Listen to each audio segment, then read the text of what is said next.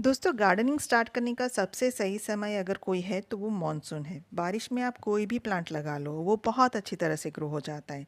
लेकिन इस तपती गर्मी में भी आप गार्डनिंग स्टार्ट करना चाहते हो तो कुछ ऐसे पौधे भी हैं जिसे आप इस कड़ी धूप में लगाओगे, फिर भी वो बहुत अच्छी तरह से आपके गार्डन में ग्रो होगा। और ये जो प्लांट मैं आपको सजेस्ट करने जा रही हूँ वो इतने पक्के हैं, इतनी ढीठ है कि अगर आप इसे एक बार लगा लोगे तो फिर वो आपके गार्डन को छोड़ के कहीं नहीं जाएगा। और थोड़े ही टाइम में वो 1 से 2, 2 से 4, 4 से 8 वो मल्टीप्लाई होते ही जाएंगे और आपको दूसरे पौधे लाने की भी ज़रूरत नहीं रहेगी। तो हेलो फ्रेंड्स, मैं रश्मि स्वागत करती हूँ आप सबका निर्मेस गार्डन में। तो वीडियो ज़रा सा भी यूज़फुल लगे तो लाइक कीजिएगा, शेयर कीजिएगा और कमेंट कीजिएगा। और हाँ, अगर चैनल पर पहली बार आए हैं तो सब्सक्राइब कर दीजिएगा और बेल आइकन भी प्रेस कर दीजिए ताकि जब भी मैं ऐसी नई वीडियो डालूँ तो सबसे पहले नोटिफिकेशन आपको मिले। तो चलिए स्टार्ट करते हैं।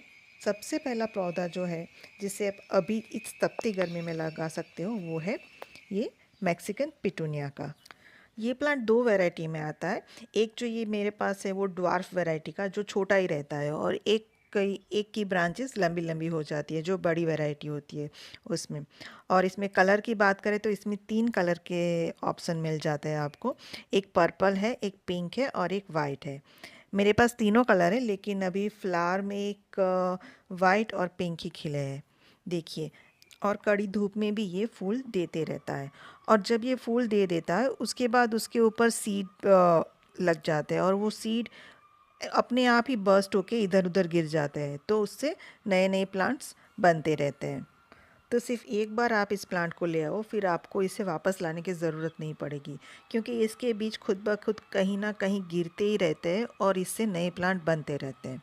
तो इस तरह से ये प्लांट आपके गार्डन में कब मल्टीप्लाई हो जाएगा पता ही नहीं चलेगा। फिर दूसरा पौधा है ये विंका का पौधा।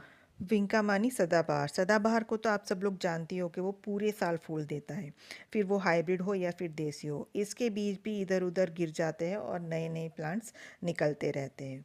लेकिन अगर आप बिगिनर हो तो आप जो देसी वैरायटी है उसे ही लगाओ, क्योंकि हाइब्रिड वैरायटी के जो प्लांट होते हैं उसे मानसून में मैनेज करना थोड़ा सा डिफ़िकल्ट होता है। तो मानसून में शायद वो ख़राब भी हो सकते हैं, इसलिए आप सदाबहार को आप आसानी से लगा सकते हो इस टाइम पर। फिर अगला पौधा है ये गॉम्फ्रेना का प्लांट। ये छोटे छोटे बटन जैसे दिखने वाला फूल पूरे साल खिलता रहता है और ये बहुत ही खूबसूरत लगता है। तो जब आप इसका प्लांट आप एक बार ले आओगे तो फिर आपको वापस लेने की ज़रूरत नहीं पड़ेगी, क्योंकि इसके बीज भी इधर उधर गिर के नए नए प्लांट इसके बनते रहते हैं। या फिर इसके फूल को सुखा लीजिए और जब ये फूल सूख जाए तब इसके फूल को आप अलग करके, इसके बीज को अलग करके आप मिट्टी में छिड़क दीजिए तो नए प्लांट निकल आएंगे। तो इस तरह से इस प्लांट को भी आपको वापस लाने की ज़रूरत नहीं रहेगी, ये खुद ब खुद मल्टीप्लाई होता रहता है। तो एज ए बिगिनर आप इस प्लांट को भी अपने गार्डन में ऐड कर सकते हो।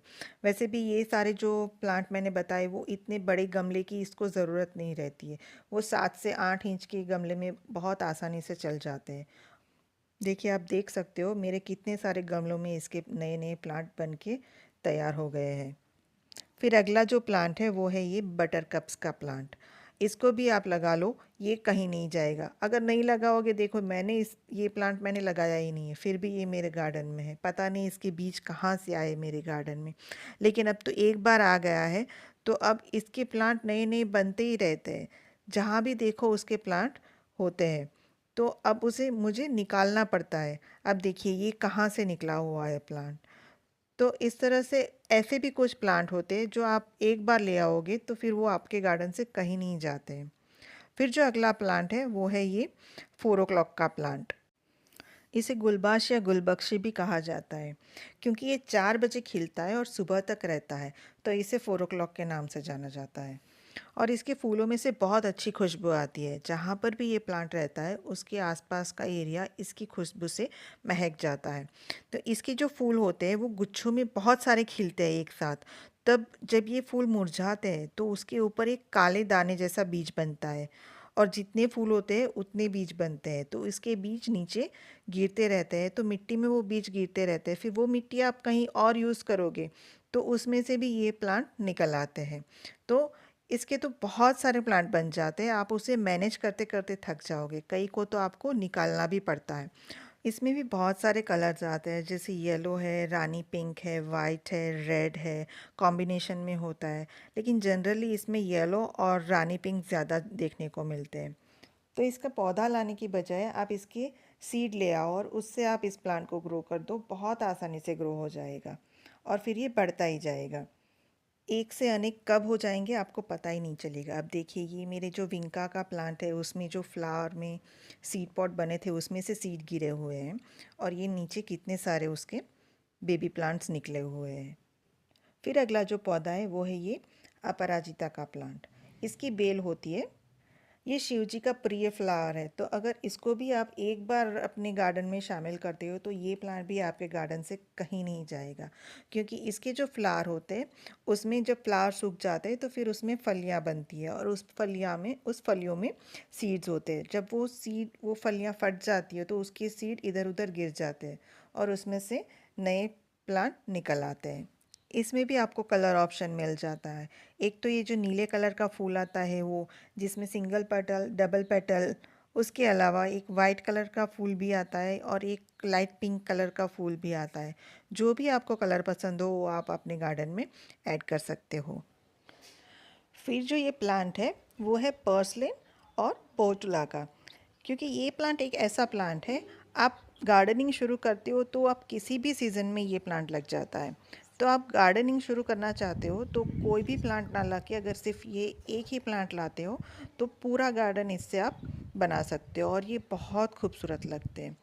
इसकी क्योंकि ये इसकी जो छोटी छोटी कटिंग होती है, इस तरह की कटिंग भी आप ले लो और बस नीचे से थोड़े पत्ते हटाकर इसको मिट्टी में दबा दो तो ये बहुत आसानी से लग जाता है। और इसकी वजह से ये पूरा और थोड़े ही दिन में इस तरह से ये पूरा फैल जाता है और जब ये एक साथ फ्लावरिंग करते हैं तो बहुत खूबसूरत लगते हैं। और ये एक सन लविंग प्लांट है, तो ये पूरे दिन की धूप में बहुत अच्छी तरह से ग्रो करता है। जितनी ज़्यादा इसे धूप मिलती है उतना इसमें फ्लावरिंग होती है।